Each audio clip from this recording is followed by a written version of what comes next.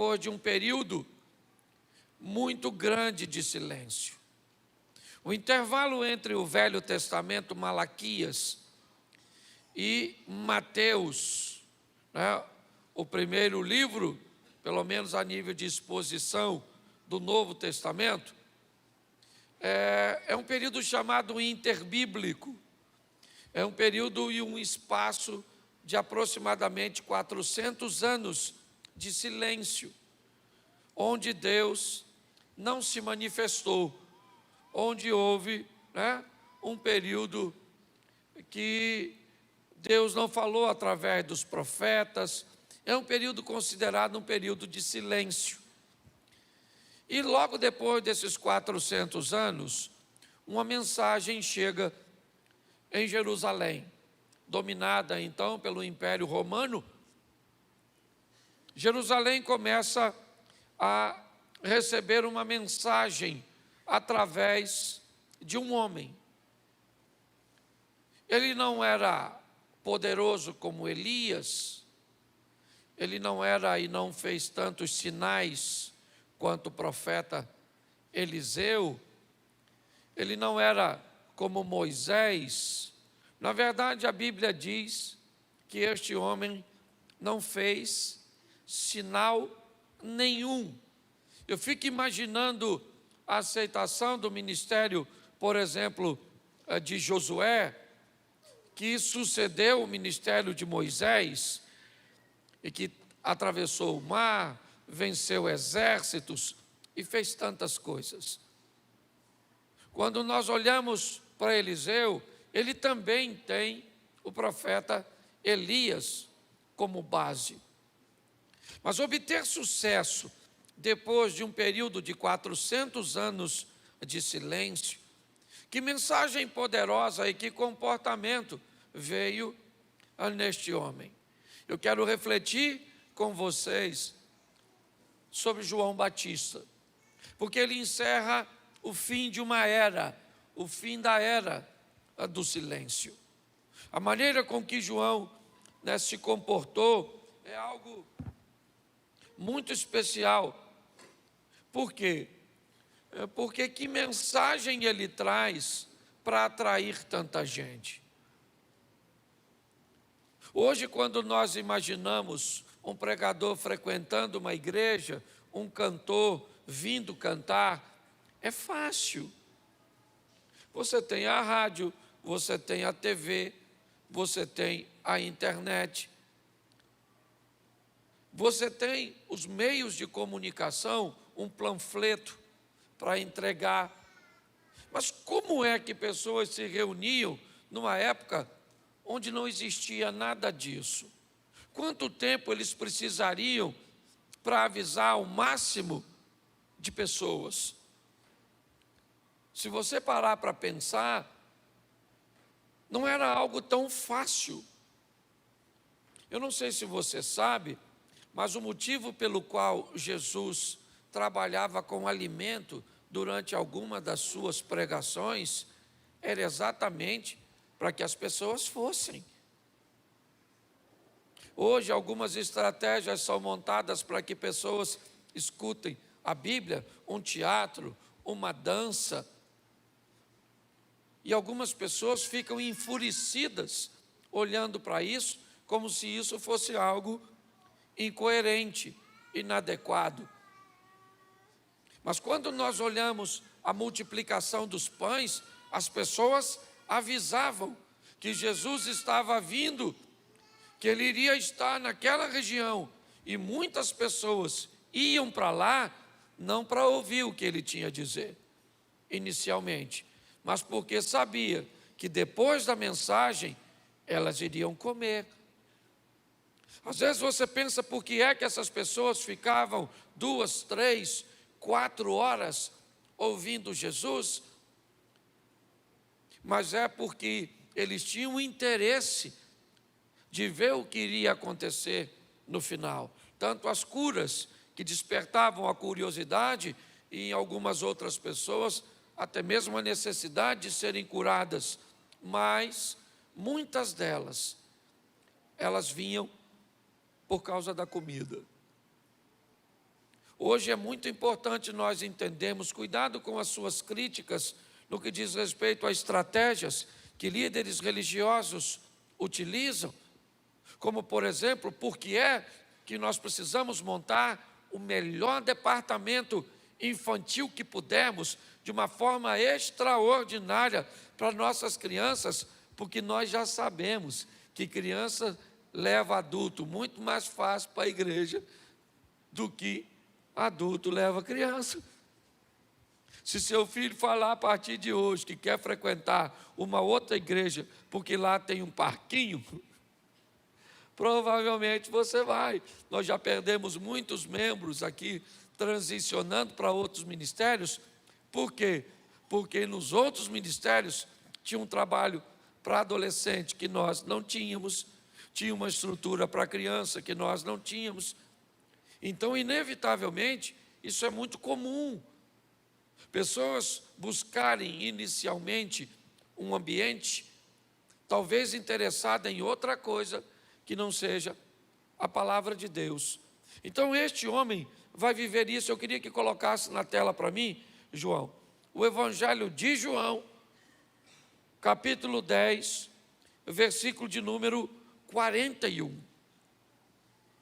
João 10, 41 diz assim: e muitos iam ter com ele e diziam, na verdade João não fez sinal algum, mas tudo quanto disse deste era verdade. Feche seus olhos. Senhor nosso Deus e Pai, em nome de Jesus, eis aqui a Tua palavra, usa-me como um canal de bênção nesta hora, pelo poder do nome de Jesus. Amém, glória a Deus, amém? Esse aí era um homem que as pessoas iam ouvir por causa da qualidade do que ele dizia. João não fez sinal algum. A expressividade de João no que diz respeito a seu ministério, ele nunca curou ninguém, nunca teve multiplicação dos pães. João não liberava a profecia para falar sobre o futuro de ninguém. Ele era um indivíduo diferenciado. O texto diz que sua congregação era montada no deserto, num dos ambientes mais desconfortáveis que alguém pode procurar ouvir. Primeiro porque o texto diz que o grupo que ia até João era grande, e no ambiente aberto, quanto maior o número de pessoas sem uma estrutura de som, mais dificuldade as pessoas teriam de ouvir. Ou seja, para ouvir o que João dizia, provavelmente não era fácil. Para se acomodar no ambiente que João pregava, também não deveria ser fácil, pois apesar do deserto de Israel ser diferente do Saara, não é aquela areia que a nossa mente, quando pensa em deserto, né? É um ambiente mais ou menos como é o que nós temos mais perto disso, seria como o sertão nosso no Nordeste. Mas é bem verdade que não tem árvore. Poucos os lugares teriam para que um grupo de pessoas se assentassem, né? Isso no deserto, não em Jerusalém, que era mais fácil. Mas eu quero mostrar a vocês a mensagem poderosa de João. O que João vem trazendo. Primeiro, a Bíblia diz que João traz a verdade. João é alguém que trabalha com a verdade e de uma forma muito simples. Mas eu preciso te dizer quem era esse cara e o que ele poderia se tornar se não tivesse a cabeça no lugar. Presta atenção nos atributos do abençoadinho do João. Primeiro e mais importante, ele é nada mais, nada menos que primo do Salvador. Ele é primo de Jesus. Pensa só, se tu fosse primo de Cristo.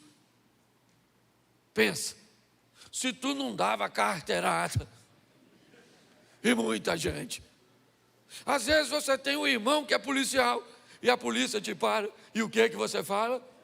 Meu irmão é polícia. Certo? Às vezes, basta você estar perto de alguém que tem poder, que você, de certa forma, quem numa empresa onde trabalhou nunca usou sua proximidade com o chefe para te beneficiar de alguma coisa? João era nada mais, nada menos que parente de Jesus. Eu conheço uns irmãos aqui na igreja que, se fosse parente de Jesus, eu estava frito. Já quer me dar carteirada, sendo parente do chifrudo. Imagine se fosse de Jesus. Aí eu estava acabado nessa vida minha. Então, só para você entender, ele era primo de Jesus. E melhor do que isso, um primo mais velho, o que valia muito na época que ele está. Ele é 6 meses mais velho que Jesus. Provavelmente jogaram uma boleba de gude, soltaram uma pipa, certo? Brincaram de pique. Estou adaptando, certo? As atividades das crianças, as nossas, só para você entender. Não moravam tão distante. Então, quando nós olhamos para esse ambiente, o que nós vemos? Um nível de proximidade muito alto, principalmente na infância. João era alguém que ouviu seus pais narrarem, porque a cultura deles era muito comum. Sabe aquela cultura que nós antigamente tínhamos de contar histórias para os nossos filhos? Eu lembro quando eu era garoto, meu tio, minha tia, contava história para mim. História de assombração, de onde eles moravam, de onde, como o Saci se escondia na moita, do bambu. Quem escutou essas histórias? Aí, lembra que tinham uns camaradas meio místicos de onde eles vieram, que iam procurar ele e eles transformavam num toco? Quem já escutou essa história? Sangue de Jesus tem poder. Era muita gente mentirosa na família da gente, olha lá. Eles também tinham a cultura de contar para seus filhos as suas histórias. A literatura era algo muito escasso. Então, inevitavelmente, a tradição oral era algo que se passava. E o nascimento de João Batista foi algo extraordinário. Seu pai tem uma experiência durante um ambiente que ele está exercendo sua função sacerdotal, que daria a João Batista também um pouco mais de status, ser filho de um sacerdote. A maneira cuja qual sua mãe engravida, um milagre, pois Isabel era estéril. João foi o primeiro ser vivo, e posso dizer, até mesmo antes de Maria, reconhecer a presença de Cristo nessa terra. Porque assim que Maria recebe a instrução de que está grávida, ela vai às montanhas visitar Isabel, e quando ela entra na casa, antes que Isabel sentisse a presença de Maria, João Batista sentiu a presença de Jesus e pulou no ventre de Maria, de Isabel. E Isabel então disse que havia chegado a mãe do Salvador. Quando nós olhamos para a história deste homem, é uma história que vale a pena ser respeitada. Ele teve uma missão que tanto o Velho Testamento como o Novo Testamento diz que ele tem uma missão de anjo, de preparar um caminho para o Salvador. Jesus disse que nenhum homem nascido de mulher, certo, de uma intervenção sexual, era maior ou foi maior que João Batista. Ele coloca João Batista acima de Elias. Muitas casas hoje em Israel têm uma mesa com uma cadeira vazia, aguardando a chegada de Elias. põe ele acima de Moisés, o escritor da lei, acima de Davi, o iniciante do reino que não terá fim. Eu só estou te mostrando quem foi esse cara, quem ele foi, quem ele podia pensar que ele era, por todos esses atributos. Quer mais um? Ele foi o camarada que batizou Jesus. Pensa bem, muitas pessoas se sentiriam imensamente honradas sendo batizada por Jesus, mas imagine a honra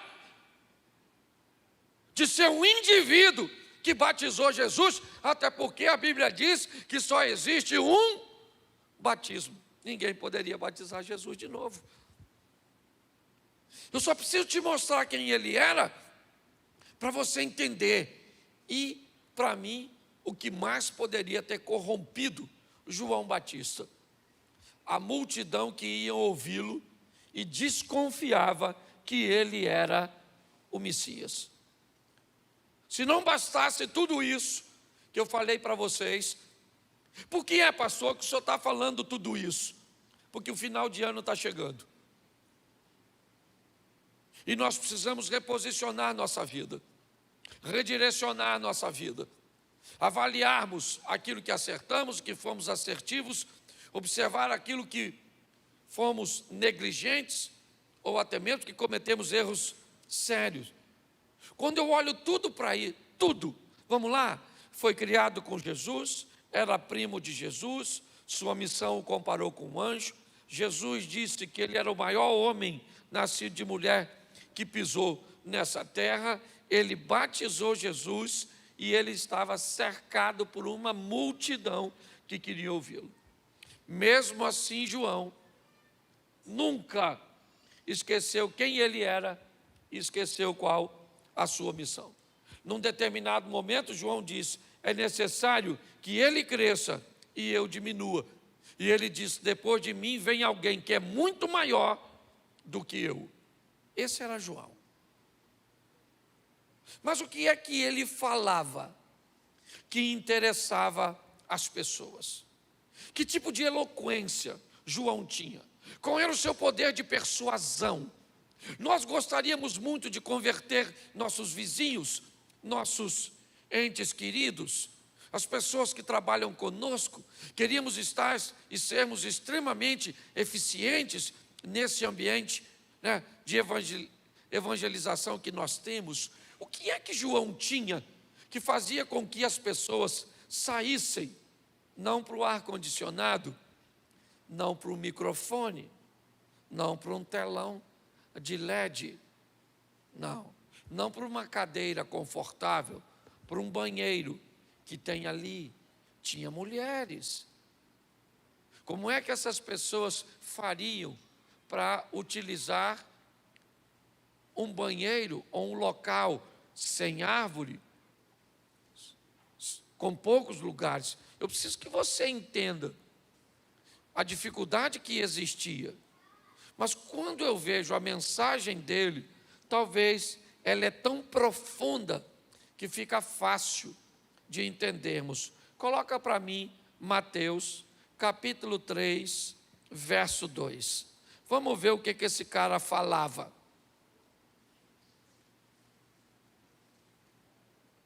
Arrependei-vos, porque é chegado o reino dos céus.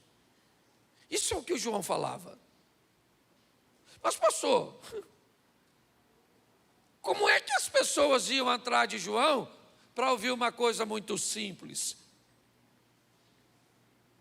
Que tipo de ensinamento? Isso é raso demais, é pouco demais, é pequeno demais.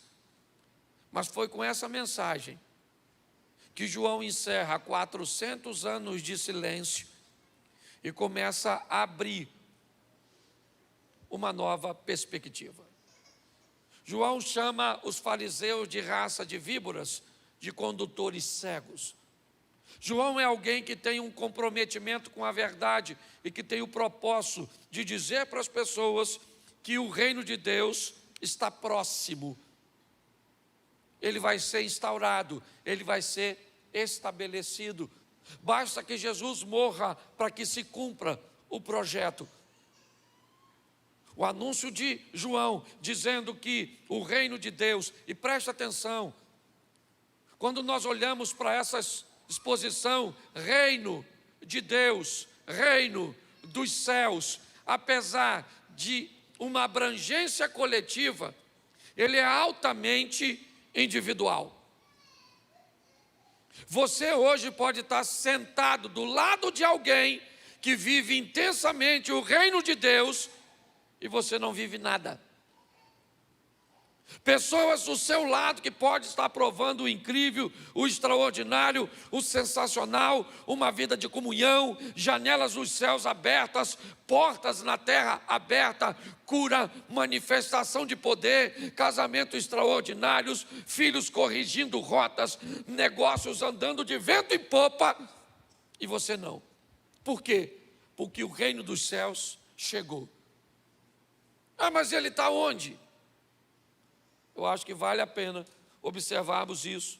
Romanos 14, 17, porque a Bíblia não pode ser pautada num texto só. Romanos 14, 17. Porque o reino de Deus, que reino? O que João Batista disse que chegou. Que reino que chegou? O reino de Deus, e o que ele é? Ele não é coisas materiais. Ele não é comida e nem bebida. Ele é justiça. Mas pastor, nós não precisamos comer e beber? É lógico que precisamos. Mas quando a justiça está na sua vida, você pode ter certeza que você tem recurso para obter isso. Existem princípios que eles não são palpáveis, eles não são visíveis, ok? Mas que viver neles me traz coisa visível e me traz coisa palpável. Por que muitas pessoas que muitas vezes estão atrás do visível e do palpável e nunca alcançam? Porque valores e princípios precedem a realização dos milagres. Quando o texto diz que o reino que Deus trouxe, o reino dos céus, que veio para onde? Para a minha vida, para a sua vida, na individualidade. Esqueça sua esposa, esqueça seus filhos, esqueça seus pais, agora esqueça seu cônjuge. Existe uma promessa para você. Por isso que a Bíblia diz que se 1000 caírem ao teu lado, você cai também. É assim que a Bíblia diz? A Bíblia diz: 1000 cairão ao teu, 10.000 a tua, mas você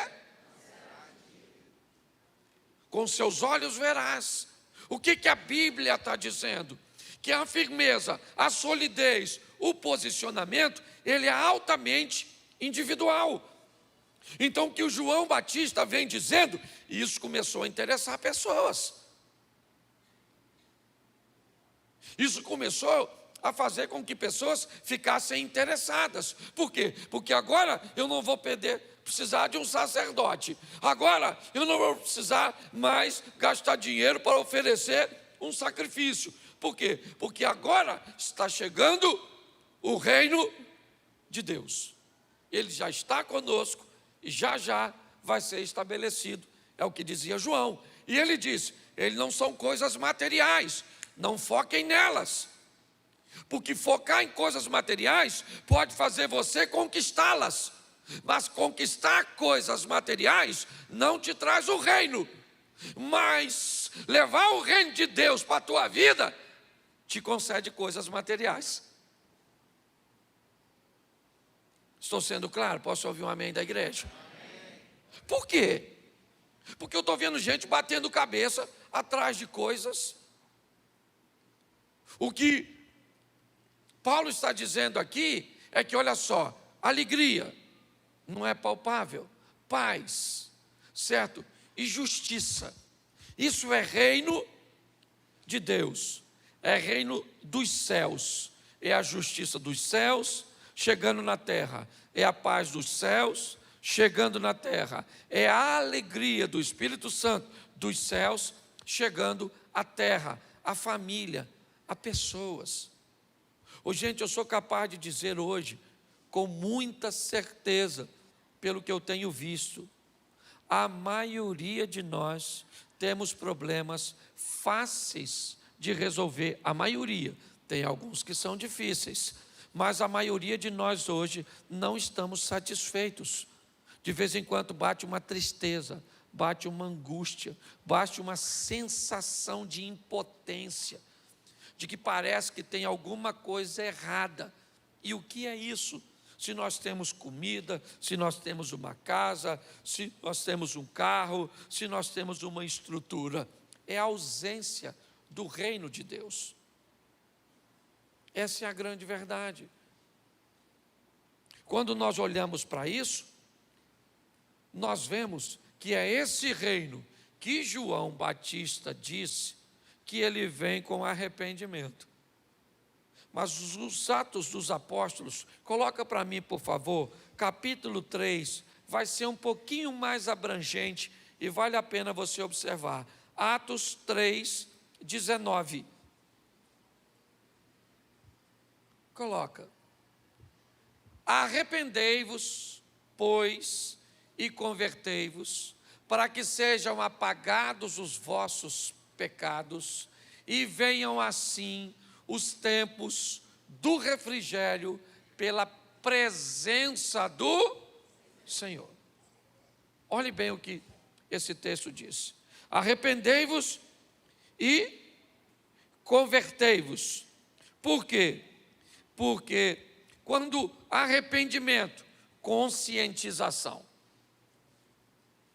O arrependimento ele só acontece quando você se conscientiza. Eu fumo. Eu tenho consciência de que o vício é considerado biblicamente um pecado? Não. Então eu não me arrependo. Eu adultero. Beleza. Eu tenho algum motivo que justifique o meu adultério? Tem. A minha esposa resolveu que depois de um tempo de casado, não quer ter mais uma intimidade comigo. Então isso me justifica. Bota minha água aqui, por favor. Então isso me justifica, certo? Quando nós vamos olhando para esses ambientes, todas as vezes que não há conscientização, inevitavelmente não há arrependimento. Eu começo a achar que aquilo que eu faço é certo. Eu começo a achar que aquilo que eu estou praticando é correto. Então a primeira parte, ela não se cumpre na minha vida. Está assim de gente na igreja, adúltero, sim ou não? Sim ou não? E por que é que essas pessoas não vão embora? Porque para elas o adultério não é uma transgressão. Por que é que está assim de gente na igreja? E muitas vezes aceita uma propina, faz alguma coisa ilícita, porque inevitavelmente isso para ela não tem efeito. Por isso que arrependimento por si só é o primeiro passo, mas não muda a sua vida para sempre. O que muda a sua vida é conversão. Enquanto o arrependimento, na verdade, ele mostra que você está errado. Quem aqui já ouviu alguém dizer, estou errado mesmo, eu sei até que estou errado. Mas e aí? O que você faz com eu? Ah, pastor, estou errado mesmo. Ah, mas eu vou fazer o quê? Não consigo me libertar. Enquanto o arrependimento me convence do erro, a conversão me traz mudanças. E preste atenção, mudança transforma pessoas, pessoas transformam ambientes, e ambientes estabelecem mudanças e transformação em todo mundo que vai chegando. Por isso que uma igreja de sucesso não é uma igreja de muita gente. Não. O sucesso de uma igreja não é medido pelo número de seus membros. Hoje somos uma das maiores igrejas de Xerém com 8 anos de idade. Isso poderia ser para nós motivo de sucesso, sim ou não? Sim. Temos hoje, com certeza, uma das igrejas em Xerém com o maior número de pessoas com fidelidade. Isso poderia ser motivo de sucesso. Mas uma igreja não pode ser considerada uma igreja de sucesso só porque tem muita gente e só porque tem uma arrecadação expressiva que cumpra todos os seus propósitos e projetos. Uma igreja de sucesso só é sucesso de verdade se ela mandar gente daqui para casa, para mudar a casa dela. Se ela mandar gente daqui para o trabalho, para mudar o trabalho dele. Por quê? Porque é essa mudança, é essa que é a questão. Não, pastor, eu queria que viesse aqui hoje e o senhor falasse para mim que antes do final do ano eu vou ganhar um carro. Antes do final do ano, o meu marido vai se converter, minha mulher vai se converter, a porta vai abrir. Mas essa não é a mensagem verdadeira. A mensagem verdadeira é: o reino de Deus vai para a sua vida. E quando o reino de Deus vai para a sua vida, os céus saem dos céus e vêm para a sua família, para o seu casamento, para o seu negócio, para a sua caminhada de fé. Você começa a viver o céu aqui na terra. É assim que funciona.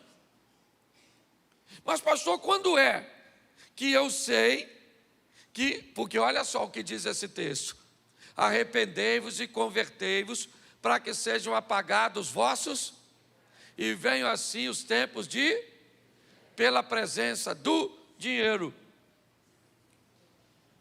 Money, la plata. Não, pela presença do, porque o Senhor é dono do ouro e da... Quando Ele chega, Ele é o Deus que cura, Ele é o provedor, Ele é o Deus de paz, Ele é o Deus de proteção. Quando Ele chega, chega tudo junto, porque Ele é tudo isso. Aí você fica procurando só uma coisa. Leva Ele, e com Ele vem as demais coisas. Aquilo que você precisa, e até mesmo aquilo que você não precisa. Porque quando a entrega é entrega, quando a entrega é meia boca, gente. Você quer ver? O Caim vai lá oferecer uma oferta, sim ou não? O que ele recebeu? Fala assim: nega de pitibiriba. Recebeu rosca, Mabel. Nada, o Zé Ruela do Caim. Sim ou não? Era filho de Deus? Era sobrinho? Era filho? Beleza. Aí vai o Salomão, cheio de mulher. Sim ou não? Tudo bem que podia. Diz que ele era sábio e tinha 1000 mulheres. O cara que tem 1000 sogras é sábio onde, maluco? Mas beleza, não vou discutir com o texto bíblico. O Salomão vai oferecer uma oferta, sim ou não? Sim ou não? E o Caim, sim ou não? Se o Caim já estava a fim de matar o Abel, só porque a oferta queimou, eu imagino, se ele está ofertando com o Salomão. E aí Deus fala para o Salomão: e aí, Salô, beleza? Me pede o que tu quer? E o Caim? Eu peço o quê? Pede para sair.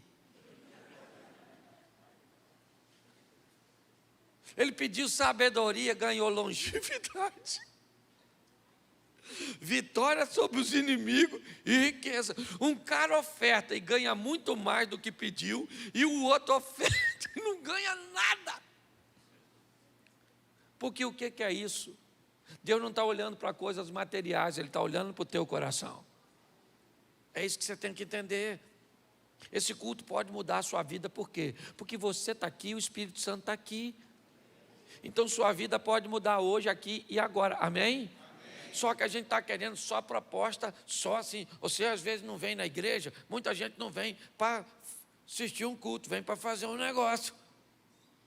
Vim aqui na igreja hoje, fechar um contrato com Deus. O que você veio fazer? Vim fazer uma proposta para Ele. 20% de dízimo. Se Ele me abençoar, eu faço um contrato. E Deus diz, não é negócio, é vida, é transformação, certo? É viver, e é isso que é importante nós entendemos. Por quê? Porque se vai ter arrependimento e conversão, põe para mim aí Mateus 3:8. 3:8. Produzi, pois, fruto de quê? Escute só. Você vem para a igreja, levanta a mão e aceita Jesus como seu salvar. Isso, agora você virou crente. O que as pessoas esperam de um crente?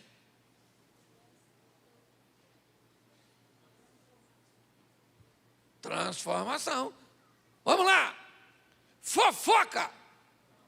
Faz não? Tem certeza? Descontrole emocional. Mas não estou falando o que eles esperam de nós. Eles esperam que nós sejamos assim. Nossa. Zen. Parece que nós fomos um bagulho todo dia de manhã.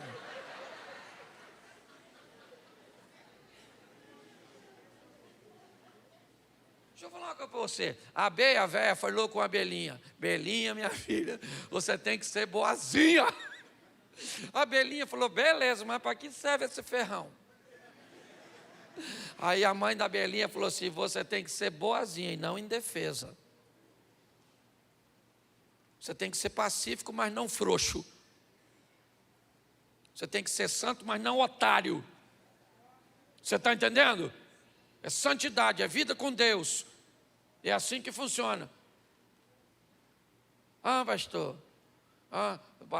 Tem gente que interpreta assim. Bateu na minha direita, eu dou à esquerda. É mais ou menos assim. Bateu na minha direita. Maluco.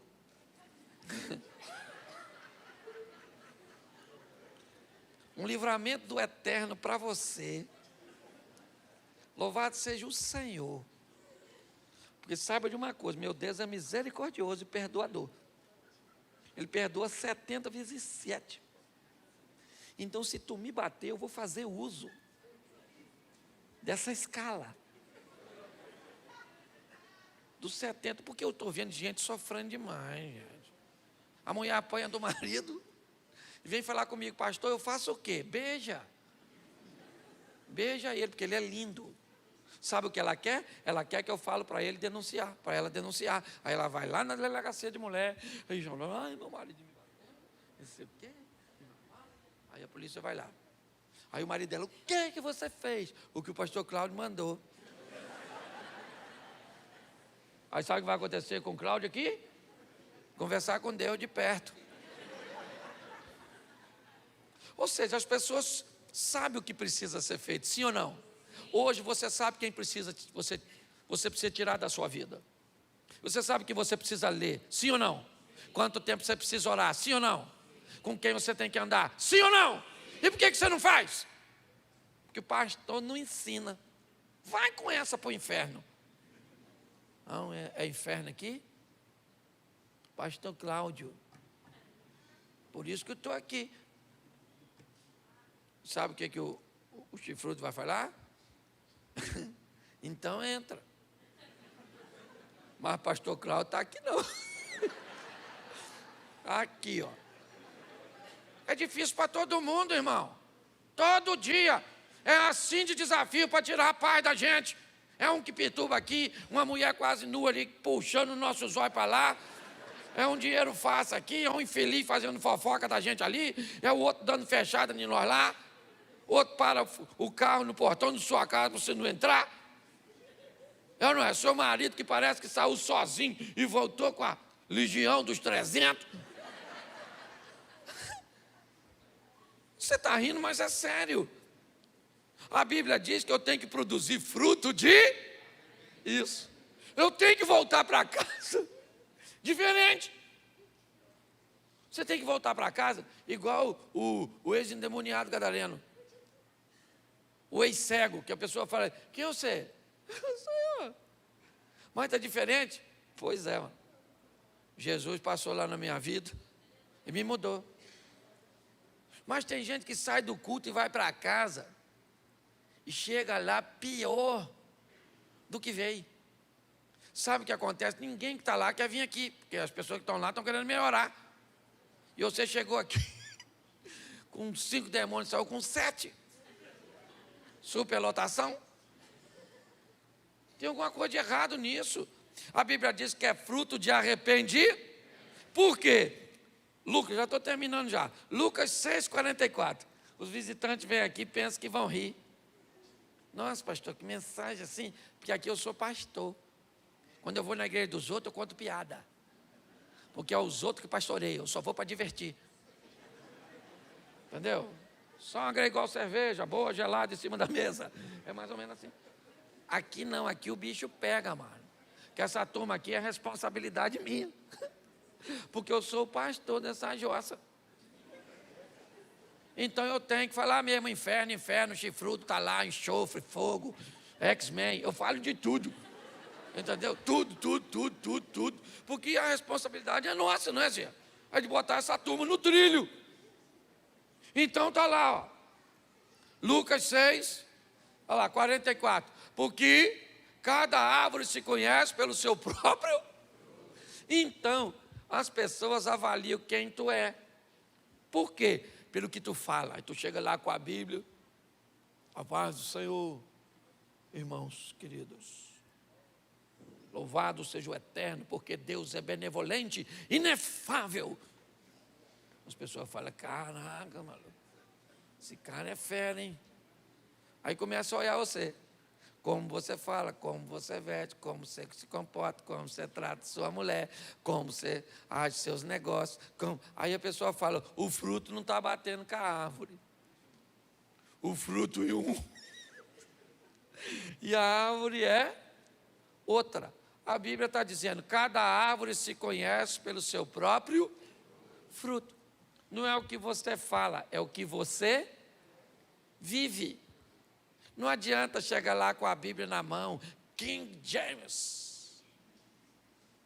Esse dia o cara falou para mim que usava King James porque era a Bíblia dos discípulos. Falei, santa ignorância, como diria Robin.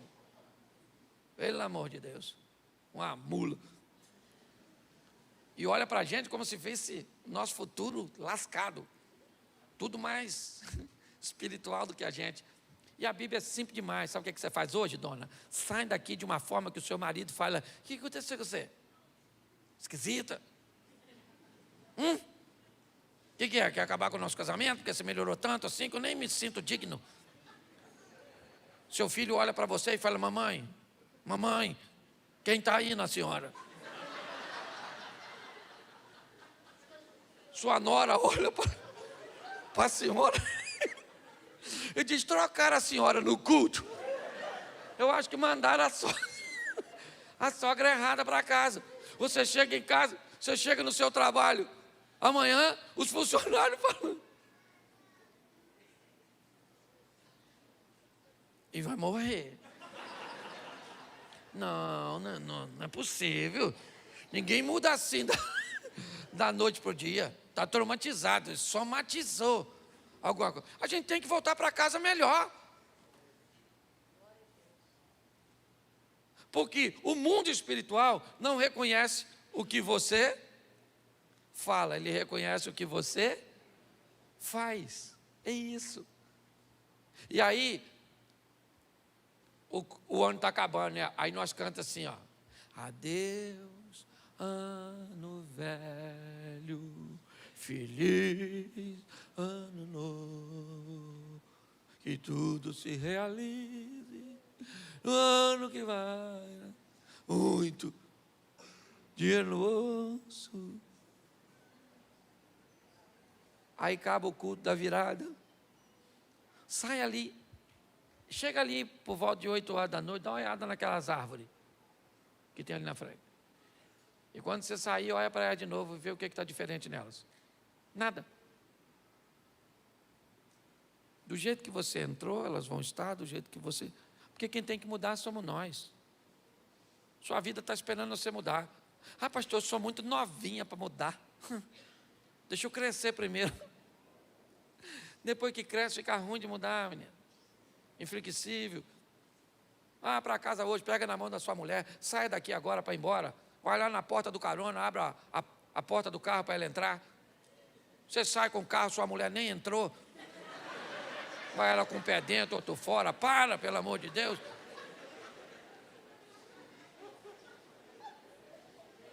Está assim, o ano passa, tudo a mesma coisa. Seu marido está procurando a senhora desde janeiro. E offline. Troca essa internet, pelo amor de Deus. Uns filhos rebeldes, os meninos branquelos dentro de um quarto. Parece filho do abominável homem das neves. Pastor, o ano passou, minha vida não mudou nada. O problema é que a minha mudou para caramba. Mas por quê? Porque eu sou assim com Deus. E tu é assim com Deus. Não, meu. Quem aqui viveu esse ano, um dos melhores anos da sua vida, levanta a mão. Aí, quase a metade da igreja. Agora, seja franco comigo agora que eu estou terminando. Quem aqui esse ano viveu o pão que o diabo amassou com o pé sujo?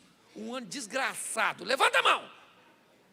Aí, tem gente dos dois lados. Pastor, e tem aquele pessoal assim que não foi nem não foi. Pastor, estou à deriva. Melhorou um pouco, piorou um pouco. Conheci um rapaz, descobri que ele era homem, aquelas coisas assim que vai lá e não vai. Quem aqui viveu esse marasmo esse ano? Levanta a mão. E o resto viveu o quê? Que ninguém levantou. Você que morreu, levanta a mão. Ô, gente, presta atenção. Aqui a gente trabalha com seriedade. Por quê? Porque o Deus aqui é verdadeiro, amém? A mudança aqui é verdadeira, amém? Então nós vamos viver o que Deus prometeu, é só isso. Mas para isso tem que ter santidade, porque sem santificação ninguém verá Deus. Mas pastor, o seu cara é bem-humorado. Eu sou bem-humorado, mas não estou a fim de ir para o inferno. Para mim tem que ter santidade. Entendeu, marido? Tu é casado, a mulher é gostosa, mas é tua? Não. Deus deu para outro. Então, fecha o olho e vai com fé. Você entende? Entenda isso. Saia daqui para viver com Deus. Porque quem vive com Deus, repita comigo, quem vive com Deus, tira a onda.